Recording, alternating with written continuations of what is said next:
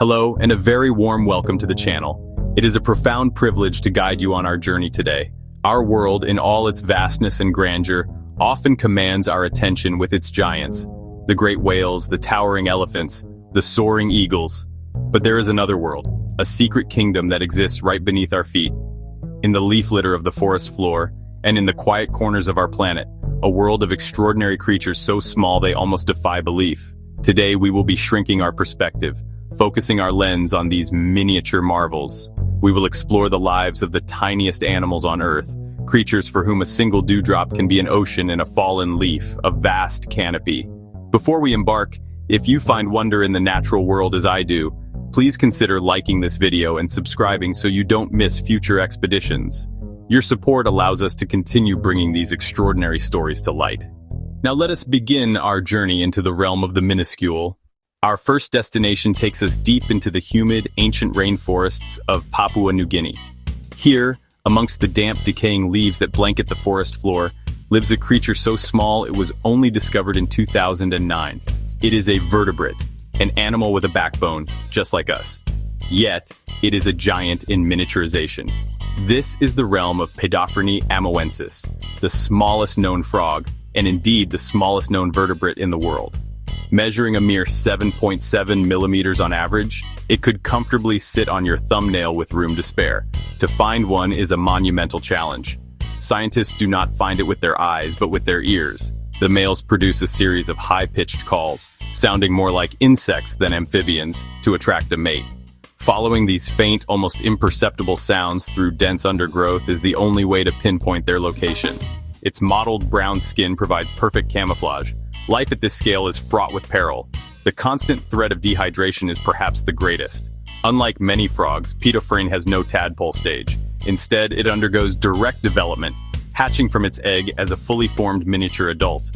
This adaptation frees it from needing standing water, allowing it to thrive in moist microhabitats, feasting on tiny invertebrates like mites. Its discovery reminds us that even in the 21st century, the rainforest floor holds secrets we are only beginning to unravel, proving the greatest wonders can indeed come in the smallest packages. From the damp forests of the Pacific, we travel to the temperate woodlands and scrublands of southern Europe and North Africa.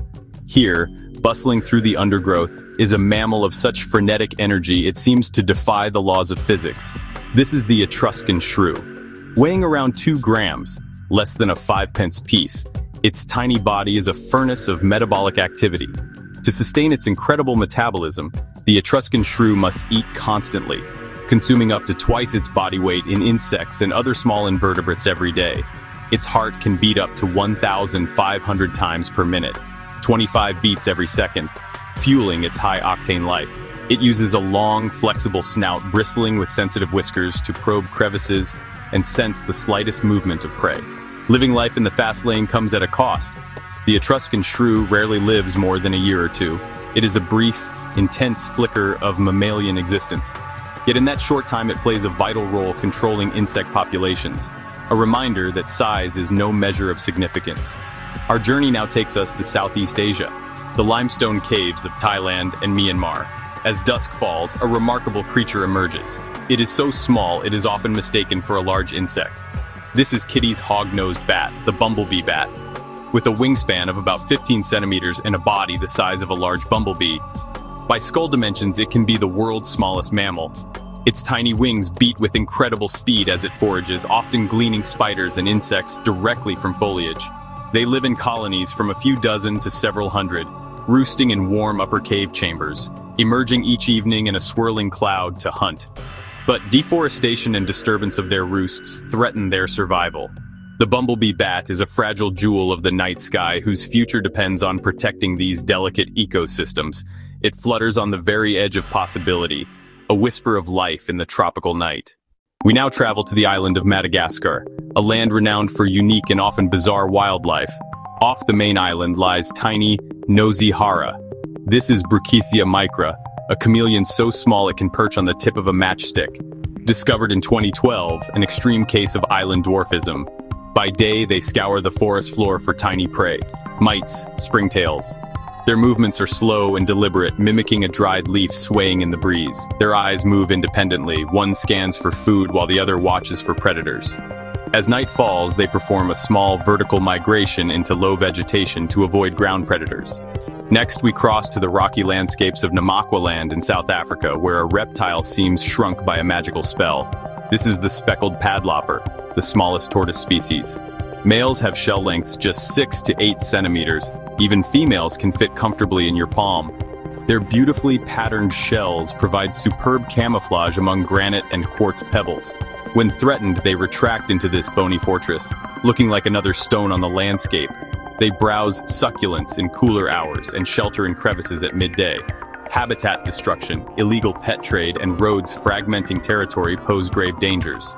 Our travels take us to the Caribbean, Jaragua National Park in the Dominican Republic, where a reptile vies for the world's smallest title. This is the Jaragua dwarf gecko, Spherodactylus ariaceae. So small it can curl on a 10-cent coin, measuring around 16 millimeters from snout to base of tail. Its tiny body is perfectly adapted to microhabitats, hunting ants and springtails among decaying leaves, exploiting crevices unavailable to larger lizards. Discovered in 2001 on Beata Island, it is a victim of island dwarfism and extremely vulnerable. Its tiny known habitat threatened by deforestation, charcoal production, and fire. These miniature reptiles and tortoises remind us that evolution shapes life to fit every niche, but their tiny worlds are fragile and in urgent need of protection. We now venture into the heart of the Amazon, the largest, most biodiverse tropical rainforest. High in the canopy lives the world's smallest true monkey, the pygmy marmoset. Weighing just over 100 grams, about the same as a stick of butter, it can cling comfortably to your thumb. Their claws are specialized for gripping bark. They are gummivores. Using chisel-like lower incisors, they gouge holes in tree bark to stimulate and feed on sap and gum, returning day after day. Pygmy marmosets live in small family groups. Their communication is constant and complex. High-pitched calls, trills, and clicks often too high for human ears. They use calls to maintain contact and warn of predators like hawks and eagles. Despite their size, they are bold and inquisitive, a rare treat to see in the wild. Now we submerge beneath the waves into the coral reefs of the Western Pacific. Attached to a specific sea fan coral, an expert discovered 2 minuscule seahorses. Denise's pygmy seahorse, one of the smallest, most elusive fish in the ocean. Measuring less than 2 centimeters from snout to tail, this seahorse is a master of disguise. Covered in tubercles mimicking the host coral polyps, it spends its adult life clinging to its sea fan, rarely leaving home, using a prehensile tail to weather currents. From this fixed perch, it feeds on drifting tiny crustaceans, sucking them into its fused jaw.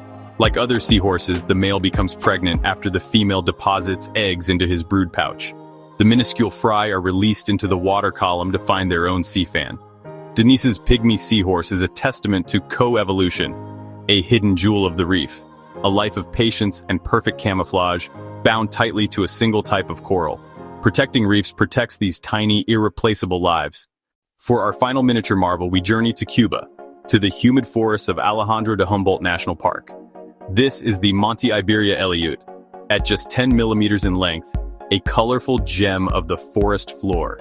Unlike drab mini-species, the Monte Iberia Eliute is brightly colored with yellow or orange stripes, a warning to predators. Its skin contains pamiliotoxins, likely derived from mites and ants it eats. It lives in moist, shaded soil beneath ferns and fallen leaves. Its tiny body loses moisture rapidly, restricting it to very specific microhabitats.